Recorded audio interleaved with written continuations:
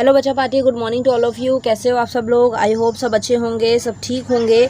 जो specially 12th वाले बच्चे हैं उनके लिए आज की वीडियो रहने वाली है, क्योंकि बच्चे जो हैं बहुत दिनों से ये क्वेश्चन कर रहे हैं कि मैम कॉलेज के जो एडमिशन है वो कब शुरू होंगे और क्या स्टेप रहने वाला है और कौन सी डेट से फॉर्म जो है वो निकल जाएंगे। तो अभी जैसा कि आप सब लोगों को पता ही है कि CBSE का रिज़ल्ट जो है वो अभी आया है और उसको ज़्यादा टाइम नहीं हुआ है, कल ही रिज़ल्ट आया है। और इसी वजह से जो है अब जाके जो है कॉलेज के एडमिशन्स के ऊपर जो है बात होगी और वो स्टार्ट होने वाले हैं कुछ ही दिनों में।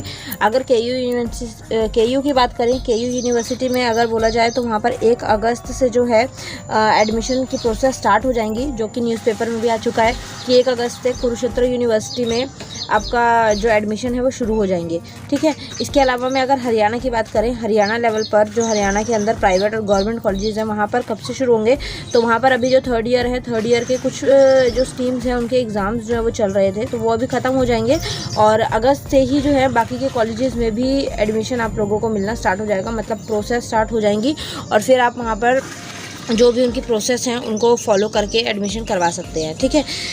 अगर देखा जाए तो कौन कौन सी चीज़ों की ज़रूरत पड़ेगी आप लोगों को जब आप एडमिशन के लिए जाएंगे, मतलब कौन कौन सी चीज़ें ज़रूरी हैं, कौन कौन से इंपॉर्टेंट डॉक्यूमेंट्स हैं, अगर ये चीज़ें देखी जाएँ तो यहाँ पर आप देख सकते हैं आपको 10th का सर्टिफिकेट देना है। ठीक है। 10th का सर्टिफिकेट, उसके बाद में आधार कार्ड, उसके बाद में गैप ईयर सर्टिफिकेट अगर आपने गैप किया है, अगर आपने अपना 10th या 12th में कोई गैप ईयर है आपके, वो कॉलेज फ़ी रिसिप्ट। कॉलेज फ़ी का मतलब होता है कॉलेज में जब आप फीस डिपॉजिट करवाते हैं तो वहाँ पर आपको एक रिसिप्ट मिलती है, वो आपको रखनी होती है संभाल के और वो देनी होती है। डोमिसाइल सर्टिफिकेट, ये आप लोगों का अगर नहीं बना है तो इसको बनवा लीजिए। Home certificate, income certificate, sorry, ठीक है, इनकम सर्टिफिकेट और कास्ट सर्टिफिकेट। कास्ट सर्टिफिकेट के अंदर आ जाता है कि आप कौन सी कैटेगरी से बिलोंग करते हैं, आप SC से हैं, आप BC से हैं, आप जनरल से हैं, वो सारी चीज़ें। और डोमिसाइल का मतलब होता है कि आप रेजिडेंट कहाँ के हैं, जैसे हरियाणा के रेजिडेंट हैं तो आपका हरियाणा का डोमिसाइल बना होना चाहिए। ठीक है, इस तरीके से।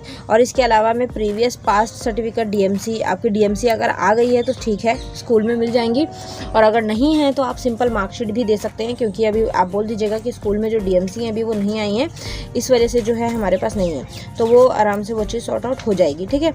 जो कुरुक्षेत्र यूनिवर्सिटी में एडमिशन वाले बच्चे जो हैं वो बहुत बोल रहे थे, क्वेश्चन कर रहे थे कि मैम एडमिशन शुरू नहीं हुए हैं, तो बेटा 1 अगस्त से आप लोगों के एडमिशन जो है वो स्टार्ट हो जाएंगे वहाँ पर, तो आप लोगों को परेशान होने की ज़रूरत बिल्कुल भी नहीं है। इसके अलावा भी जितने हरियाणा में कॉलेजेस हैं, हरियाणा में जो कॉलेजेस हैं वहाँ पर आप लोगों को पता ही है कि जो थर्ड ईयर होता है, second year, third year last होता है, तो उसके बाद में कॉलेज निकल जाते हैं बच्चे। तो वहाँ पे जो है अभी बच्चों के पेपर चल रहे थे, उन बच्चों के पेपर चल रहे थे, कुछ स्ट्रीम जो ऐसी हैं जिनके एग्ज़ाम्स अभी कॉलेज में चल रहे हैं, इस वजह से प्रोसेस स्टार्ट नहीं की गई है, क्योंकि आपको पता है कि एक बार एडमिशन की प्रोसेस स्टार्ट होती है तो बाहर जो दूसरे न्यू बच्चे होते हैं वो सारे आना स्टार्ट हो जाते हैं और धीरे धीरे भीड़ भड़ाका भी होता है, तो इसलिए अभी ये लोग जो हैं कॉलेज वाले जो हैं वो शांत हैं, बस पेपर ख़त्म हो जाएं और वैसे ही ये लोग फिर प्रोसेस स्टार्ट कर देंगे। और मैक्सिमम सबके एग्ज़ाम्स ख़त्म हो चुके हैं, कॉलेज अब फ्री हैं और 1 अगस्त से वहाँ पर भी देखा जाए तो वहाँ पर भी प्रोसेसेस स्टार्ट हो जाएंगी। नोटिफिकेशन आप लोगों को देखने के लिए मिल जाएगा, हरियाणा में जितने भी बच्चे हैं उन लोगों का नोटिफिकेशन, मतलब उन लोगों के कॉलेज कब खुलेगा और कब से आप लोग एडमिशन करवा सकते हैं, कब से आप लोग नॉर्मली कॉलेज के लिए जा सकते हैं, तो ये चीज़ें सारी रहेंगी। ठीक है। इसके अलावा मैं और बात करती हूँ कि जो प्रोसेस होती है कॉलेज में एडमिशन की वो होती क्या है, वो मैं आप लोगों को बता देती हूँ थोड़ा सा मोटा मोटा। आपको क्या करना होता है, सबसे पहली चीज़ तो आप लोगों को वहाँ पर जाना होता है और आपको अपने फॉर्म्स जो हैं वहाँ पे सबमिट करने होते हैं। ठीक है। फॉर्म्स का मतलब अपने डॉक्यूमेंट सबमिट करके वहाँ पर ऑनलाइन आपको एडमिशन करवाना होता है। वो आप आसपास के कैफ़े से भी करवा सकते हैं और कॉलेजेस में भी होता है। ठीक है। तो ये चीज़ हो जाएगी। फर्स्ट चीज़ आपकी डॉक्यूमेंट सबमिट हो जाता है। डॉक्यूमेंट सबमिट के बाद क्या होता है कि वो लोग आपको देखते हैं कि किस तरीके से है और बच्चा मतलब सब बच्चों की जो है डॉक्यूमेंट्स देख के फिर उसके बाद में ये प्रोसेस जो है ये 1-2 हफ्ते चलती हैं और इसके बाद में फिर मेरिट लिस्ट लगती है। ठीक है। मेरिट लिस्ट लगती है। मेरिट लिस्ट में क्या होता है, मेरिट लिस्ट का मतलब ये होता है कि आप लोगों का मतलब कि कितने बच्चे जो हैं वो फर्स्ट मेरिट लिस्ट में आएंगे। फर्स्ट मेरिट लिस्ट का मतलब ये होता है कि SC से कितने ज़्यादा वाले बच्चे हैं, 80% अबव वाले ज़्यादा बच्चे हैं। ठीक है। BC से 75 वाले ज़्यादा बच्चे हैं। जनरल से मतलब कि देखा जाए तो 85% से वाले ज़्यादा बच्चे हैं। तो इस तरीके से फिर एक मेरिट लिस्ट बनती है और उस मेरिट लिस्ट में बच्चों का नाम होता है, SC में अलग, BC में अलग और जनरल के अलग। तो वो मेरिट लिस्ट में जिनका बच्चों का नाम होता है और वो बच्चे जो हैं फर्स्ट मेरिट लिस्ट में आ जाते हैं, देन उनको फ़ीस वगैरह के लिए फिर आगे डिपॉजिट करवानी होती है। मतलब क्लासेस का बता दिया जाता है कि हाँ आपका इस टाइम से क्लासेस जो हैं वो स्टार्ट हो जाएंगी और इस दिन से फिर आपको कॉलेज में आना है। मतलब यूजुअली अगर देखा जाए तो क्लासेस जो हैं, मेरिट लिस्ट जो है वो अगस्त के लास्ट मंथ में लग जाती हैं, ठीक है। लास्ट मंथ ऑफ अगस्त में आपकी मेरिट लिस्ट लग जाती है। और इसके अलावा में अगर क्लासेस की बात की जाए तो सितंबर से क्लासेस बच्चों की स्टार्ट हो जाती हैं। इस बार लेट किस लिए हुआ है, क्योंकि आप लोगों को पता ही है कि कोविड की वजह से आप लोगों के पेपर बोर्ड के इतने लेट हुए, CBSE के पेपर बहुत ज़्यादा लेट हुए। और रिजल्ट की भी बात करें तो रिजल्ट भी आप लोगों का बच्चों का जुलाई में आया, तो इस वजह से भी थोड़ा सा लेट प्रोसेस रहा है, ठीक है। उसके बाद में मेरिट लिस्ट जो है फिर सेकंड टाइम दोबारा लगती है, फिर थर्ड टाइम दोबारा लगती है। मतलब 3 मेरिट लिस्ट जो है बच्चों की लगती हैं, तो वो बच्चों को देखने आना पड़ता है। वैसे एक दिन फिक्स होता है, उस दिन मेरिट लिस्ट को लगाया जाता है कि हाँ इन बच्चों को मेरिट में नाम आया है और ये बच्चे कॉलेज में एडमिशन के लिए एलिजिबल हैं, और ये बच्चे अपने फ़ीस सबमिट करवा के अपना एडमिशन करवा के क्लासेस ज्वाइन कर सकते हैं इस डेट से, ठीक है। फिर उसके बाद बात आता है जिन बच्चों का नाम नहीं आता तो लास्ट में एक और रिप्लेस लिस्ट लगती है, ठीक है। रिप्लेसिंग लिस्ट लगती है लास्ट में। वो उस लिस्ट में क्या होता है, उस लिस्ट में ये होता है कि जिन भी बच्चों ने मतलब कि मेरिट लिस्ट में नाम तो आया है लेकिन उन्होंने यहाँ पर एडमिशन नहीं लिया।